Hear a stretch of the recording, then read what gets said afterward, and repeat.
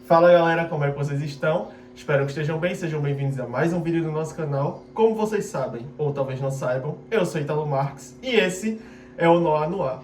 E hoje eu tô aqui bem acompanhado para mais uma collab com... Bom, eu sou o Pedro Medeiros, do Papo Nerd, e eu acredito que, pelo andar da carruagem, eu já devo estar sem cor, né? Mas vocês entenderam. Depois vão lá no Papo Nerd, que é tudo colorido. Mas agora a gente tá no Noir no Ar, onde tudo é preto no branco. E hoje nós vamos falar com spoilers, até porque o embargo já caiu, né? Uma Já hora caiu. dessa... Já caiu, já tem quase o quê? 5, 6 dias. No Brasil, amanhã faz uma semana que o filme estreou. Exatamente. Então, quer dizer, do momento que a gente tá gravando esse vídeo. A gente tá falando sobre Superman, dessa vez com spoilers, sem poupar nenhuma informação do que a gente viu e achou do filme. Então, se você quer saber a nossa opinião sem filtro nenhum, é só aguardar aí pra depois da vinheta.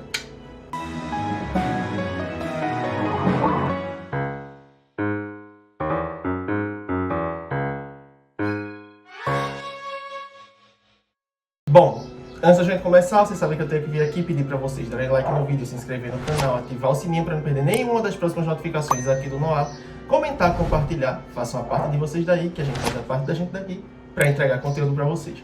Não vai custar nada pra vocês, vai ajudar bastante a gente, desde já a gente agradece demais.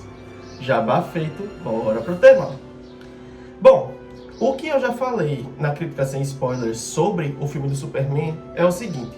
É um filme que ele dispensa a necessidade de contextualizar tudo mais uma vez sobre o personagem, porque ele confia na bagagem que o público tem dele antes do filme começar. Afinal de contas, já tivemos, sei lá, trocentas versões de Superman nos cinemas, nas séries, nos quadrinhos, então a gente já sabe como funciona. Smallville tá aí pra isso, né? Exatamente. Você Todo assistiu, mundo alfabetizou-se no Superman com Smallville. Eu não vou indicar Smallville, embora seja minha série favorita, porque Smallville tem 10 temporadas, mas nós temos o Superman, do Christopher Reeve, né, o primeiro. Yes. Aí a gente depois tem o Superman, o Retorno, e a gente tem o Homem de Aço, ou seja, são 3 filmes no cinema onde trazem ali a origem e o desenvolvimento do Superman, né? Acho que... Cada um da sua forma, mas ao mesmo tempo trazendo a mesma informação que você precisa ter para assistir esse filme aqui. Então, a gente já tem um filme que começa com a história em andamento, mais precisamente em um ponto de ruptura do Superman, quando ele sofre a primeira derrota dele como super-herói. O que aí já mostra, já define o tom que esse filme vai ter, né? Porque a gente vai ter um filme que vai mexer muito com o Superman, com a forma que ele acredita e com que ele se enxerga a si mesmo, né? Porque a gente tem essa derrota e a gente vê que a partir daí ele vai vendo que os poderes dele não mantêm ele ileso, não mantêm ele inatingível de nada. Ele vai se colocar em situações cada vez mais complicadas para ele, porque o roteiro visa isso. Ele olha para a proposta do Superman e ele pensa: como é que a gente pode fazer isso aqui funcionar de uma forma que ninguém viu antes? E a resposta que eles adquirem para isso é a seguinte: aproximar o Superman mais da Terra do que de Krypton. E é isso que o filme busca fazer aqui. Bom, e complementando o que você falou, é interessante quando você fala que o filme não traz a origem do Superman, uma vez que isso já está se tornando cada vez mais popular entre o cinema de super-heróis, graças a Deus, né, porque não tem quem aguente ver que o Superman, todo o filme, ele veio de... O Batman, pô, o Batman tiveram quantos? O Michael Keaton, o George Clooney e o Val Kilmer. Tirando esses dois, o Keaton teve a origem dele contada. Né? E depois veio o Christian Bale, teve a origem dele contada.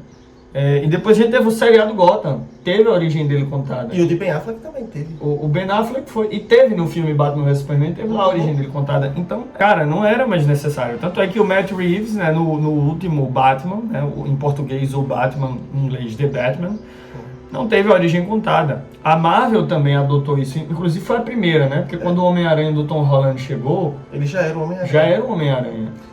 E o James Gunn traz um Superman já estabelecido, porque uma coisa é você adaptar, feito ele fez lá falando mais uma vez da Marvel, Guardiões da Galáxia, o Senhor das Estrelas, ninguém sabia quem era.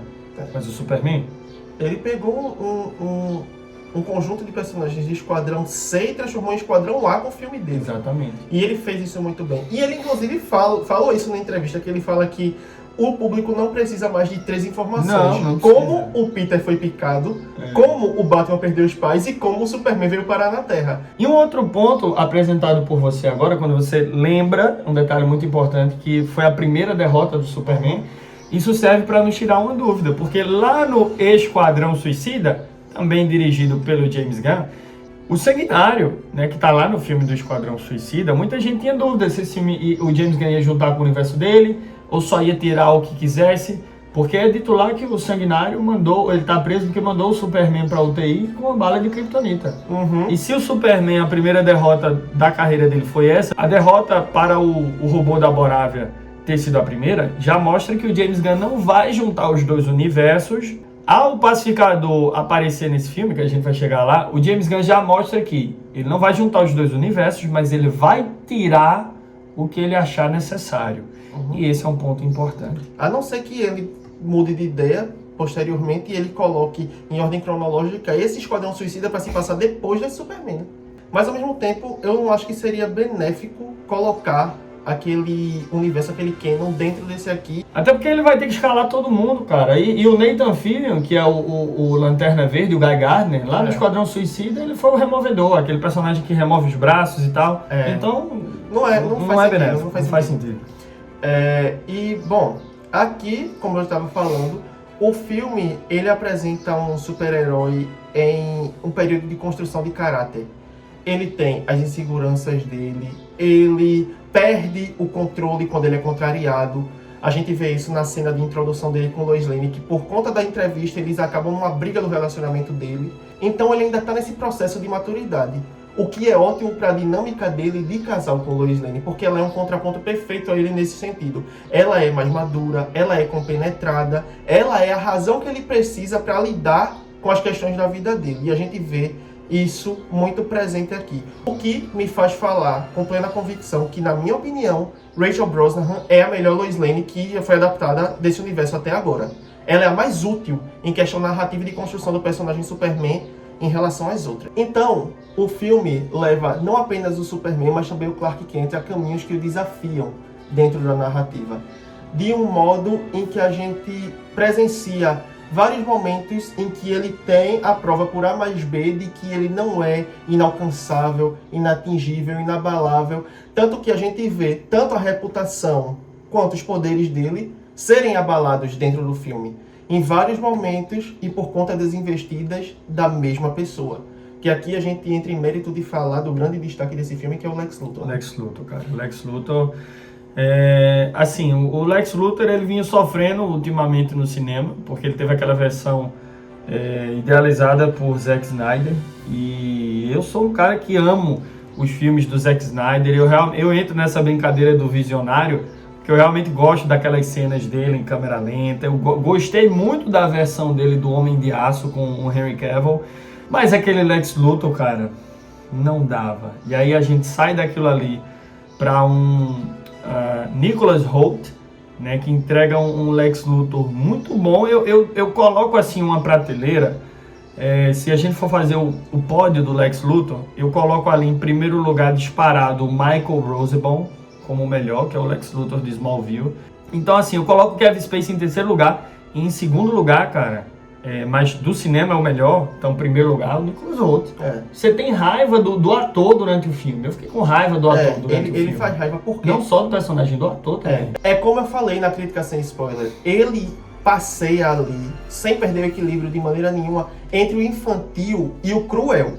Ele é um personagem que ele tem um mantra de que a inteligência supera a força, e ele se fundamenta nisso para tentar acabar com o Superman de todas as maneiras que ele consegue. Porque ele, primeiro, ataca a moral dele como super-herói, né? Porque ele começa lá com aquele ataque do martelo da Borávia para derrotar ele. E ele ainda ataca a reputação dele quando explana lá o vídeo que Kal-El trouxe de Krypton com a imagem dos pais dele lá, que aqui assumem uma versão mais dúbia em relação a outros personagens, porque a gente vê que aqui eles não apenas mandaram Clark para a Terra na intenção de salvá-lo, eles tinham propósitos de querer que Clark governasse o planeta. Então a gente vê que já não é mais aquela imagem perfeitinha. A forma que a gente tem de contar a origem de Clark, apesar de está bem vaga em relação a outras do filme, porque eles não sentem de fato a necessidade de contar, como eu já tinha dito. Aqui eles trazem uma versão diferente daquilo que a gente já conhece. Então isso também dá um aspecto de frescor ao filme, de certa forma. E a gente vê que Clark fica abalado com essa informação, porque ele não sabia dessa segunda metade do vídeo, porque ele só descobre isso quando a Isa TKM do capeta lá libera os dados, ela restaura o vídeo que estava corrompido, a outra metade, e aí Lex solta para todo mundo ver e pensar que Superman está aqui com um propósito nefasto. Então a gente vê que ele ataca em cada brecha que ele encontra, ele estuda onde ele pode atingir, onde ele pode mexer para acertar no Superman, e ele consegue fazer isso apenas usando a mente dele, o que torna ele um vilão extremamente competente, extremamente eficiente, e quando ele tem que ser ruim, ele é ruim. Ele é. Porque aquele momento em que ele matou o vendedor de falafel dentro do universo compacto me deu um ódio. Que eu disse, bicho, ele não tem moral, ele não é de esforço pra atingir, não. A prova disso é quando ele tá abrindo a cidade, né? Que o funcionário dele fala, ó, as pessoas vão morrer. E ele fala que morram, eles não escolheram o Superman, então que morram junto com ele. Então o Lex Luthor, ele não à toa, da DC Comics, ele é considerado a mente mais brilhante. O Batman fica em segundo lugar. Ele é muito mais inteligente que o Batman na DC Comics. Porém, esse ponto que você trouxe aí do vídeo, dos pais do Kal-El, eu tenho 2 pontos a comentar. O primeiro é que eu não gostei. Acho que não precisava ter inventado essa resenha pra cima dos pais do Kal-El. Ao mesmo tempo, eu entendo que, embora eu não tenha gostado, no filme funcionou muito bem. Porque a ideia do filme era trazer o Superman. Todo mundo conhecia o Superman fazendo as coisas boas, com o apoio do povo, e como é que ele vai se portar agora com o povo contra ele. Mas funcionou, embora eu achei assim um pouco forçado, porque, poxa, o Superman tá ali salvando todo mundo todo dia. Aí uma boato que sai sobre o Superman, ninguém contestou. Todo mundo fala, Superman, o que é isso? Então assim, mas no filme funcionou, né? E conhecendo o James Gunn, eu não duvido nada de daqui para um Superman 2, o próximo filme que o Superman apareça, ou até mesmo antes disso, ele dizer, bom, na verdade, embora ninguém no filme conseguiu provar que aquilo era uma montagem, aquilo era uma montagem. Os pais do Kal-El jamais falariam isso. Pelo que eu conheço do James Gunn, eu acho que ele meteria essa, cara. Será? Mas também se não meter... Eu acho que ele quis introduzir essa temática no filme porque ele queria abordar a questão das fake news, de como as pessoas não filtram o que elas consomem na internet e acham que tudo que lançam lá é verdade. A gente vê o botezinho lá, o macaquinho. Exatamente, os macaquinhos que ficam tweetando coisas horríveis sobre o Superman, que também é como se fosse uma alfinetada nas pessoas que ficam disseminando informações sem fundamentação nenhuma, como se fossem de fato macaquinhos de internet. Vocês, por exemplo, quando ficam falando aí que não vão assistir o Papo Nerd, porque já existe o Ei Nerd, você sabe se o Papo Nerd do trabalho lá não é bom? Dá uma passada lá. Você quando diz que não vai assistir o Noir porque já tá de bom tamanho a Isabela Boscov, você não precisa do Noir, você tá disseminando, você nem conhece o trabalho do Noir. Então dá uma passada lá, pô. Sai deixa de ser desativa o modo bot e assiste a gente, pô. Do nada o cara chama um jabá no meio do vídeo. Tem que ser, tem que ser. Bom, e o que torna a discussão entre o Lex Luthor e o Superman mais complexa ainda é que chega em certo ponto do filme que o Lex Luthor admite com todas as letras: eu sinto inveja dele. Eu me sinto incomodado e eu emprego todos os recursos que eu tenho para destruir ele, porque ele é um lembrete constante de que a humanidade é frágil, de que a gente é inferior a ele não suporta ter esse ídolo diante dele e não poder alcançar aquilo, por mais que ele seja rico, por mais que ele seja inteligente, ele não consegue emular os poderes do Superman, pelo menos nele próprio, né? Porque ele consegue outras maneiras de fazer isso através do Ultraman. Conseguiu, né? É o clone, ele é o Black Noir do Superman. Todo mundo, quando saiu o Ultraman sem máscara no último trailer, todo mundo tava, mostra logo o rosto, o Henry Cavill. Pô, você conhecendo o James Gunn, ele não ia fazer isso. Exatamente. Não ia trazer o cara que for o Superman, você o Ultraman.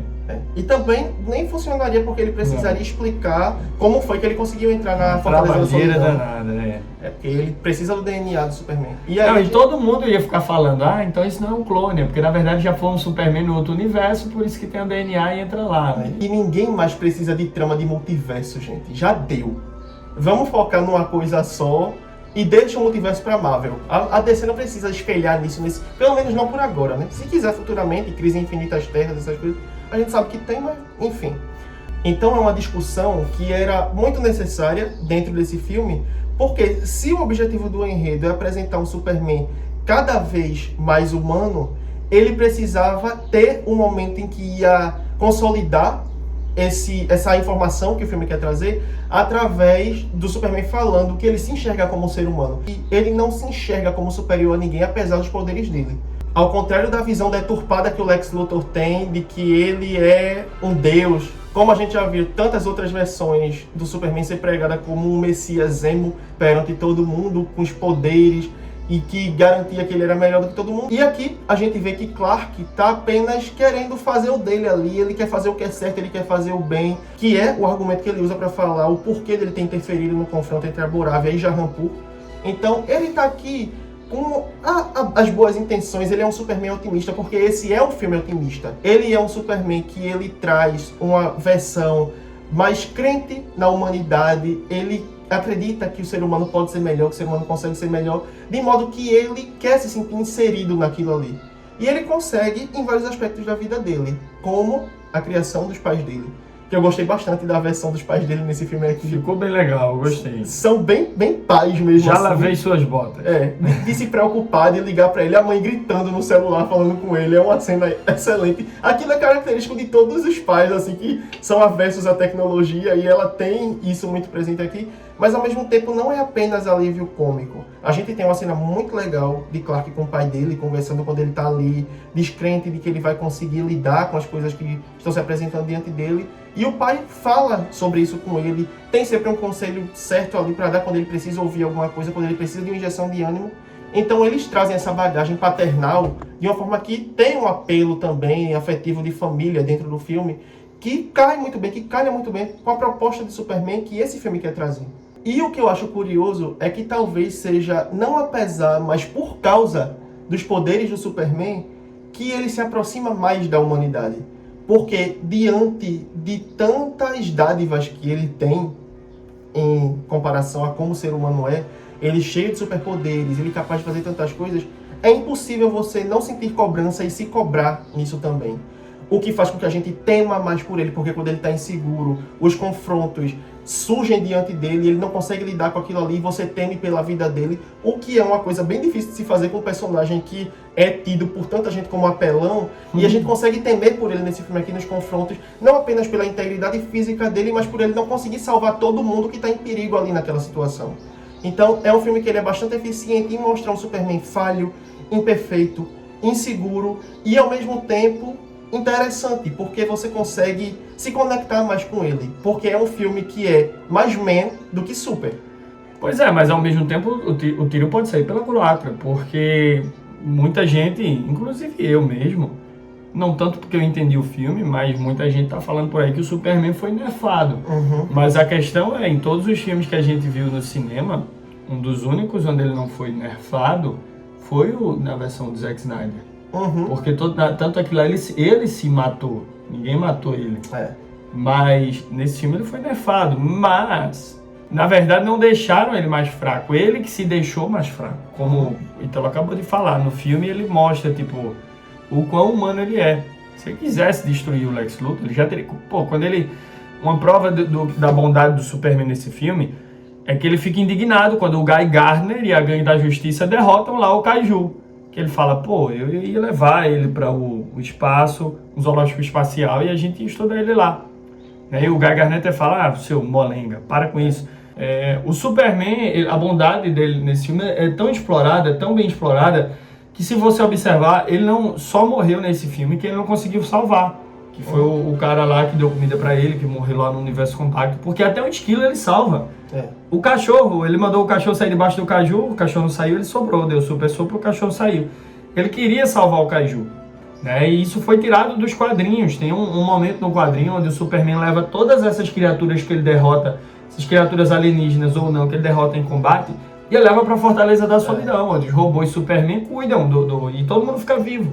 Então o Superman não foi nerfado nesse filme. ele mesmo se nerfou com a humanidade que ele tem dentro de si. E acho que a maior prova disso é como ele decide agir com o Lex no final. Porque ele poderia dar uma surra e ele tava merecendo quando ele chega lá na Luthor Corp pra pegar ele. Mas o Krypto tava lá pra isso. O Krypto fez o que a gente queria que o Superman fizesse. Exatamente. E eu fiquei lá vibrando quando o cachorro pegou ele e estraçalhou ele todo.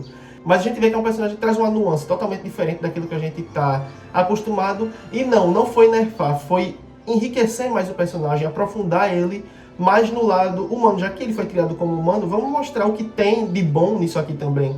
Então o filme é extremamente eficiente nessa proposta. E eu acredito que quem fala que ele foi nerfado é porque não conseguiu entender a mensagem que o filme quer passar direito. Bom, e agora a gente vai falar um pouco sobre a Gangue da Justiça, né? Que na verdade eu achei bem legal, porque o filme apresentou também a Sala da Justiça.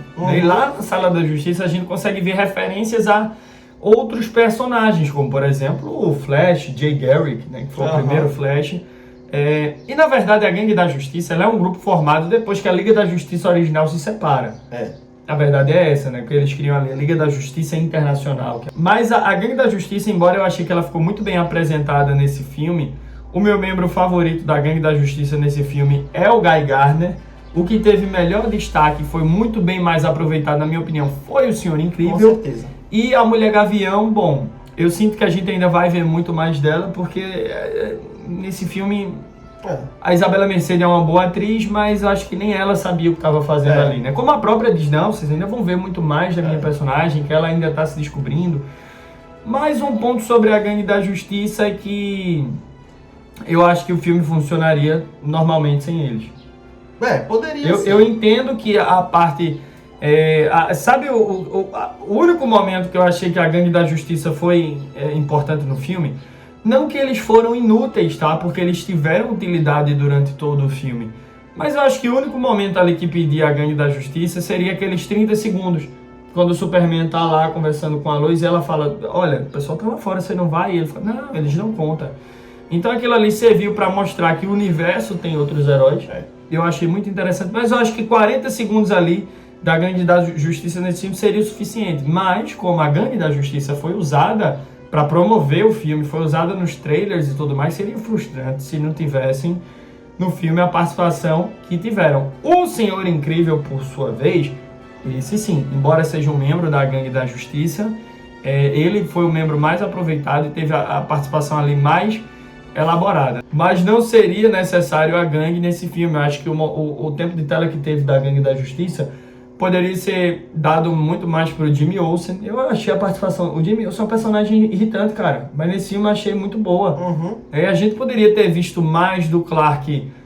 Eu acho que teve cenas cortadas desse filme. Porque o James Gunn também falou que a gente ia ver muita cena do Clark como jornalista. E a verdade é que a gente não viu nada do Clark como jornalista nesse filme. Então a Gangue da Justiça é sim muito boa. Mas eu acho que um filme solo, pra eles uma série. Mas nesse filme, eu acho que o filme funcionaria tranquilamente, ou até melhor sem eles. Mas é a minha opinião. Eu acho que eles foram necessários em alguns momentos a mais. Você fala que se tivesse tirado não teria feito muita diferença, mas aí teria que modificar algumas coisas do filme. Como, por exemplo, o fato de que só o confronto lá da fenda que se abriu do universo compacto em Metrópolis fosse o confronto final do filme. Mas como a gente também tinha a questão da Borávia com Jarrancu, a Gangue da Justiça foi necessária para atuar lá, quando o Clark estava segurando as pontas em Metrópolis. Porque o Clark não conseguiria estar em dois lugares ao mesmo tempo. E assim o Lex Luthor venceria. Acabou o filme.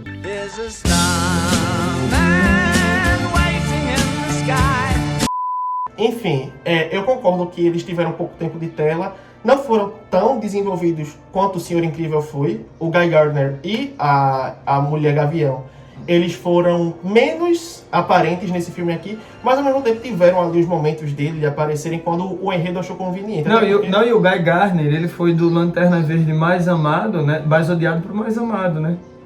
Não sei se você entendeu. Né? O Guy Gardner, assim, né?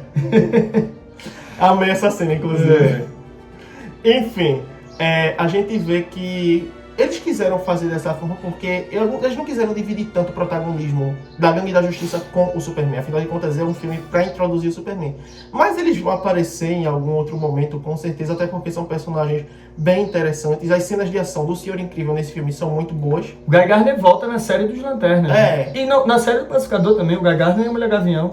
E ela falou que o interesse dela também, a própria intérprete, né, Isabela Mercedes, falou que ela quer muito o envolvimento romântico da Mulher Gavião com o Jon Stewart, que é o que a gente viu na série animada, que é uma série muito boa, e o arco narrativo daquela série, se ele for trazido para os cinemas, vai ser uma coisa que vai agradar muito os fãs da DC, porque todo mundo ama aquela série. James Gunn fala que a Liga da Justiça, o universo dele cinematográfico da DC tá tendo como grande inspiração a Liga da Justiça Sem Limites, né? Que é o desenho que todo mundo gosta. Assim como temos a introdução do Metamorfo também nesse filme aqui. É um personagem que tem certa relevância, talvez até mais do que o Guy Gardner e a Mulher Gavião, porque ele passou a boa parte do filme acompanhando o Clark ali, na situação no começo sendo forçado a torturar ele, e depois ajudando ele a escapar do universo compacto e salvar a vida do bebezinho verde dele lá.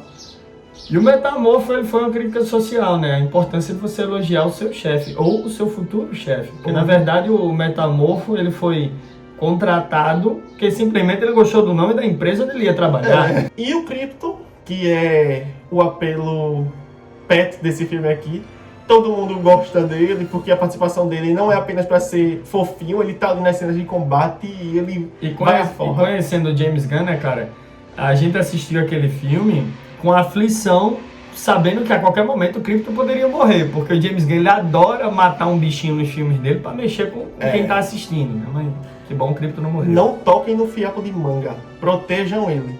E a gente vê no final que ele pertence a outra pessoa, que a gente tem já a introdução da Supergirl nesse filme aqui, a personagem que vai ser vivida por Millie Alcock nesse novo universo compartilhado da DC. Ela faz a aparição dela no final desse filme aqui. E outras participações que a gente também tem, porque James Gunn adora trazer os queridinhos dele para as produções dele. A gente tem Shangan com o Maxwell Lord, ele aparece nesse filme. E temos também a presença do Pacificador, como o Pedro já tinha falado anteriormente, dando uma entrevista aqui opinando sobre o Superman. E são surpresas, são quase easter eggs que você encontra dentro dos filmes dele. Fato sobre a Millie Alcock, né? Acho que foi a primeira vez na história do cinema que a gente viu um pós-crédito se tornar um anti-créditos. E na verdade aquilo ali era uma cena que funcionaria fácil como um pós-crédito no filme. Já ficaria como chamariz pro filme da Supergirl. Mas como o próprio James Gunn, quer dizer, ele falou que não ia colocar pós-crédito que não se pagasse, mas isso se pagaria, porque ela ia voltar. Mas ele optou por colocar no filme e tirar onda com todo mundo. Porque na verdade o pós-crédito do Senhor Incrível poderia ser uma cena do filme e a Millie Alcock, Supergirl, poderia ser um pós-crédito. Ia trocar de posição. E eu achei as duas cenas pós-créditos desse filme bem anticlimáticas, na verdade. Eu achei bem puláveis. Tipo, tem lá aquela cena dele observando o planeta com Krypton. E a outra é a cena do Senhor Incrível, ele reclamando porque quando emendou de volta pro Metrópolis, o prédio ficou torto. E a de Krypton não conta, né? Porque aquilo ali foi divulgado como um videozinho. Ele mesmo divulgou 5 segundos, ou seja, o cena pós-crédito não tinha surpresa. Então, é isso. Acho que a gente já abarcou o que a gente achou do filme, com spoilers falando, as informações que a gente pega aqui e ali, e trazendo nossa opinião mais sincera e honesta para vocês. Então, é isso. Essa foi nossa opinião com spoilers sobre Superman. Eu espero que vocês tenham gostado. Se vocês gostaram, não esqueçam de dar like no vídeo, se inscrever no canal, ativar o sininho para não perder nenhuma das próximas notificações aqui do Noah. Comenta, compartilha, manda esse vídeo aí pra galera que curte os temas que a gente traz aqui, os debates que a gente levanta, mas que ainda não sabe que a gente existe. Não pede pra pessoa se inscrever não, deixa ela vir, ter a própria experiência e aí ela decide se inscreve ou não. Pede pra ela se inscrever. Não vai custar nada pra vocês, vai ajudar bastante a gente e desde já a gente agradece demais. Se você é novato, vai ter mais vídeos linkados aqui no card para você conhecer mais sobre o nosso trabalho aqui no Noah. Se você é veterano, eu te agradeço por ter visto esse vídeo. Tu acha certo colocar o card aqui na minha cara? Porque tu apontou pra cá. Vai colocar o card na minha frente? Fazer o quê? Manda aproveita e fala, olha pra cima. Ei, amigão, olha pra cima. Agradeço por ter assistido até aqui, sejam novatos ou veteranos. Agradeço o Pedro por uma participação aqui no canal, mais uma. Espero que seja a segunda de várias. E é isso, a gente se vê na próxima e até lá, tchau! Acontece. É a conclusão. Pois é, mas ao mesmo tempo, porra, até eu parei aqui, é um filme que é mais meio do que super.